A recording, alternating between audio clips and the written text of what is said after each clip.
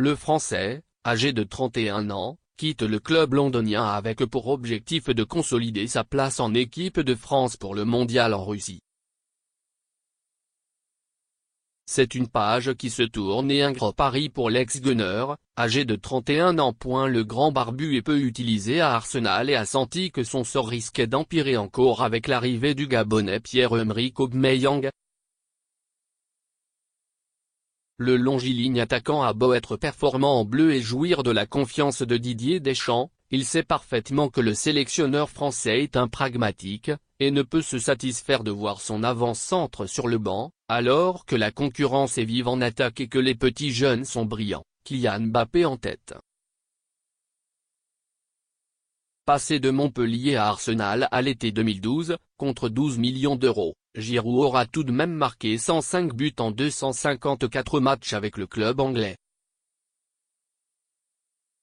Sauf que depuis une saison et demie, ses statistiques en club, comme son temps sur le terrain, fondent à vue d'œil, 7 buts depuis le début de la saison et 16 buts la saison dernière.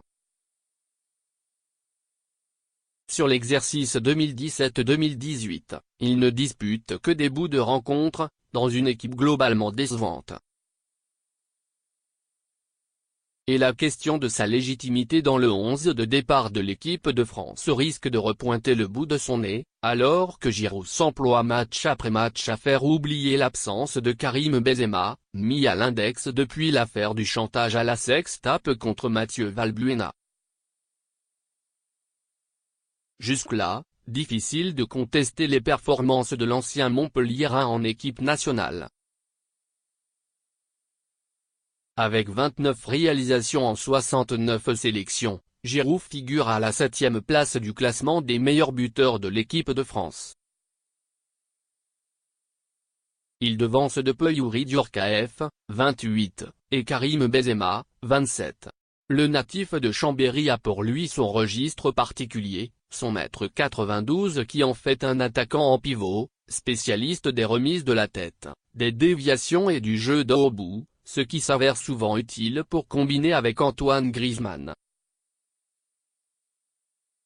Et l'ancien champion de France, avec Montpellier en 2012, a prouvé plus d'une fois qu'on pouvait compter sur lui, comme lors du dernier match de qualification contre la Biélorussie, 2-1, qui a définitivement validé le billet d'entrée pour la Coupe du Monde en Russie.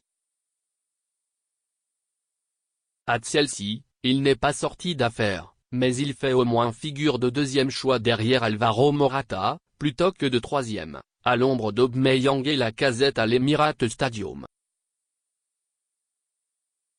Et le Français veut croire en sa bonne étoile et à ce voyage en Russie en juin prochain.